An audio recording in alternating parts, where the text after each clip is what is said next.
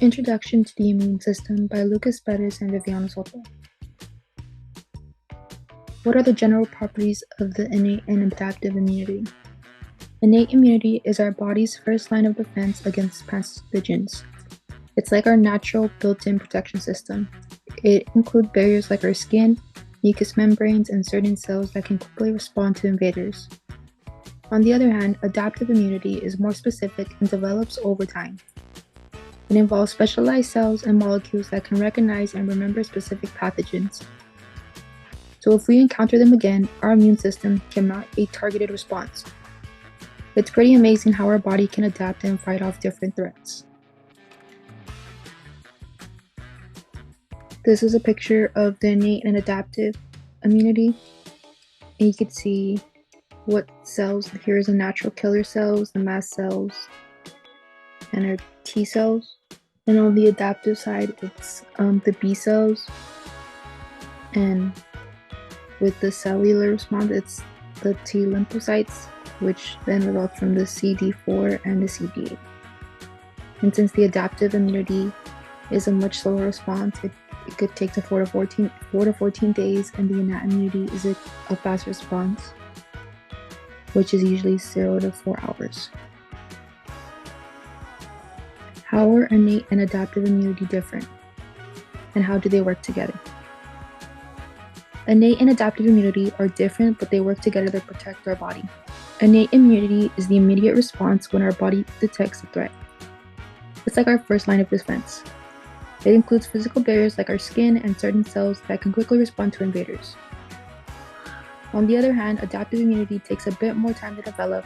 It involves specialized cells and molecules that can recognize specific pathogens and remembers them. This way, if we encounter the same pathogen again, our immune system can mount a targeted response. So while innate immunity provides a quick but general protection, adaptive immunity offers a more specific and long-lasting defense. They work hand in hand together to keep us healthy.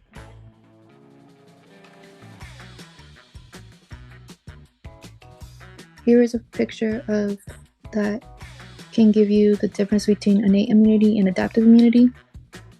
So innate immunity is dealing more with physical barriers, chemical barriers, and cellular defenses, while adaptive immunity focuses on the adaptive immunity and the passive immunity. Active immunity is more natural, that you keep yourself protected.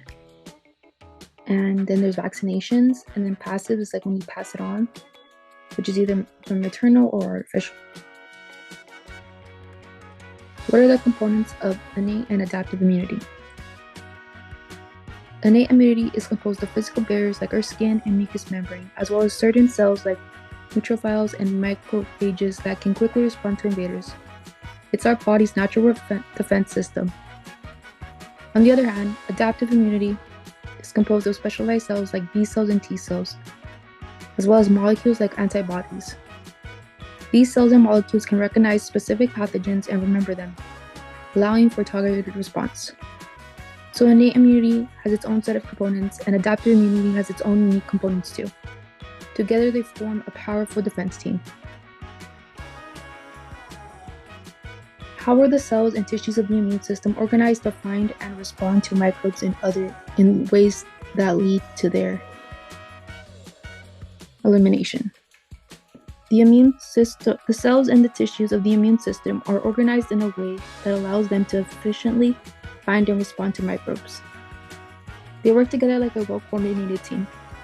Specialized cells such as macrophages and dendritic cells act as sentinels patrolling our body to detect any potential invaders. When they come across a microbe, they engulf it and present pieces of it to the other immune cells, like the T cells and the B cells. These cells then activate and start producing antibodies or releasing chemicals that can directly eliminate the microbes. It's like a precise and targeted attack to the invaders. This coordinated effort helps ensure the elimination of the microbes and keeps us healthy.